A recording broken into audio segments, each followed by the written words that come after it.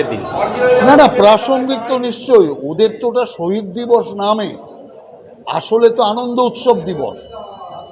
এর আগে এতদিন শহীদ দিবস করেছে, একটা ছবি রাখেনি, একটা মালা শহীদদের বেদিতে দেয়নি কেউ। অতএব আমরা বলার পরে গত বছর শহীদ বেদিতে মাল্যদান করা হলো, শহীদদের ছবিতে মাল্যদান করা হলো। অতএব যারা শহীদদেরকে সামনে রেখে আনন্দ উৎসব আর শক্তি প্রদর্শন করে, তো ওটা তো শহীদ দিবস নয়।